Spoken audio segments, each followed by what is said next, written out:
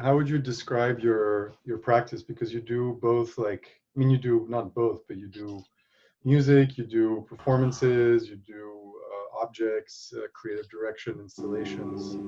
I used to do class and workshop for kids, and the main thing was always like doing without knowing.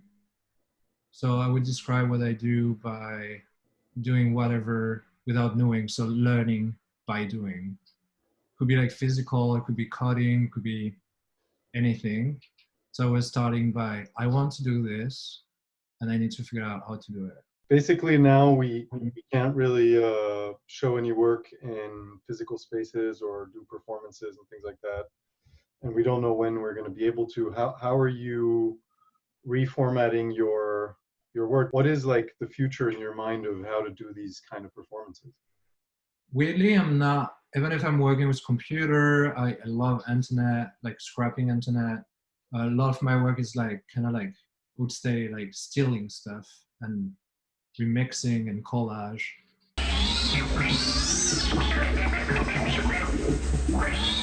Even if I really like that platform, I'm not a big person into like streaming, especially in the performance. Like when I do performance, I think finding this kind of like dynamic is really important.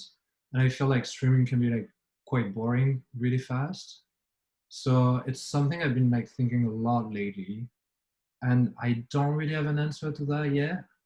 So weirdly, I feel like this time for me is more like focusing on myself rather than what I'm gonna do later. The only thing I found interesting for me would be, okay, starting like a bit smaller and being like, oh, if I want to do something for people and being entertaining for people, I could like start really small and just start with my friends. So lately I've been working into being able to do that performances through FaceTime. It's more like me calling each of my friends one by one.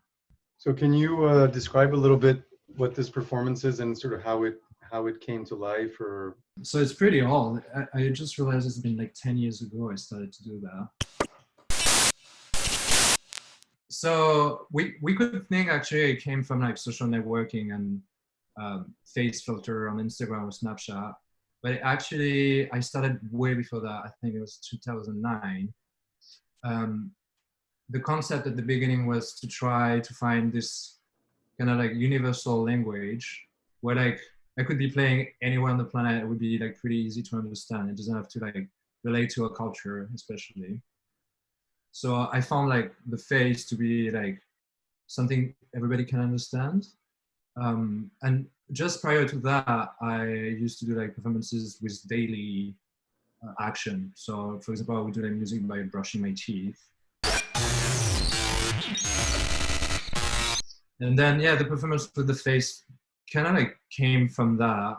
And then it's a mix of a lot of things I use in my work. That could be like prosthetic, animatronics. He has to do a lot with DJ culture, which was with my background from noise music. The DJ culture always been like something I didn't understood at that moment. So I guess I was trying to do a satire and finding new way of controlling the music.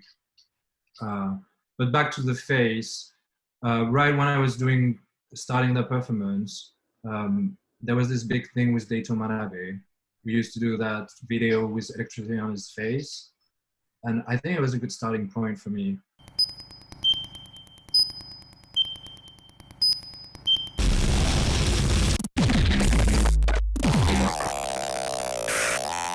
Probably like 2 years later, Kyle McDonald released for Peformance an add-on to use face tracker. It was based on this guy called Jason Saraji, an Australian researcher. So he kind of like opened, I wouldn't say open, but like made this even more like easy. Following this, Arturo Castro, which is like Open Frameworks guru too, started to like play with face substitution, which is like mapping the face of someone else on your face and so on.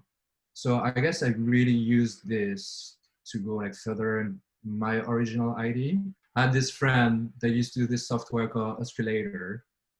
His name is Camille Troyard. He's a French guy too, who helped me a lot And so, because I think at that moment I was not like really big into coding and programming. So this guy helped me a lot and kind of like give me this basis of how to go, which relate to that idea of doing without knowing again. And later in time, the performance changed because of the social network. So it became more like a critics of the way people use their face, the way they want to be someone else or pretend to be someone else and so on, like the control of your own image. So yeah, I guess the entire performance is like kind of like mixing all those different things that were in my head at that moment. When I'm performing, obviously you got the result on the screen, which is my fake self. But there's also me in real time in front of my computer doing this weird face to control my sound. I hide myself, but also not really, because it's like my really like personal gesture, my way of controlling my computer. So I'm like showing the boss at the same time. So it's quite funny. It's a bit schizophrenic, I guess. There's a moment in the performance where you sort of show almost the behind the scenes, where you have yourself as this 3D model, and then all of a sudden you see the 3D model, and it's almost like you see the whole construct, and you even at some point make the whole thing crash. So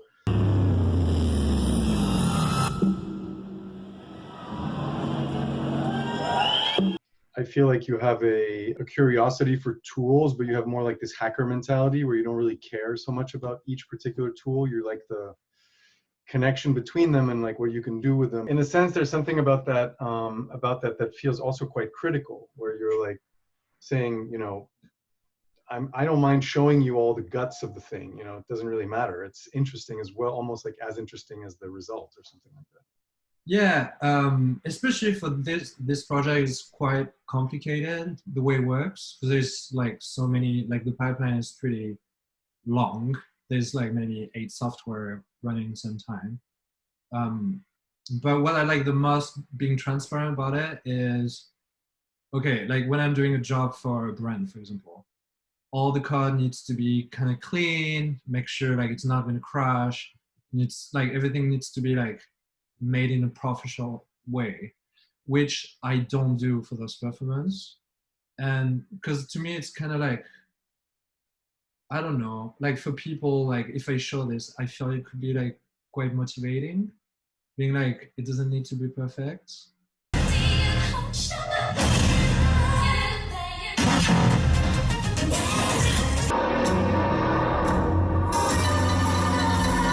What would you say, like, as an advice for someone who's starting off and who doesn't really know how to approach either becoming an artist and mostly becoming an artist today? I don't know if I can answer that question without like making a statement of what being an artist means for me. Me, I think I got stuck with Paul Klee. Someone was asking him, what is art? So it was like, oh, to me, it's like I see something that apparently other people don't see in my world. So my role is to like show it to everybody. And I kind of like that definition. So like saying art is just a sort of like memory of the time you're living in. When it comes to my field, which is mostly technology or engineering, all of this stuff, my advice would be to try to always like keep it playful. I can do that. Because we are like this internet kids, it's really easy to find reference, to go on Pinterest or like Instagram and see all this visual and be a sponge and redo this. It's really easy to redo something that looks perfect to you or like good to you. But it's so hard to like remake the mistake of someone else. So my advice would be like, oh, take what is wrong with you and work on it, because that's definitely going to be your own thing. And yeah, and plus it's like free therapy. I mean, this is not my face, but it could look a bit more wrong, but that's fine. I kind of like that, being wrong, you know.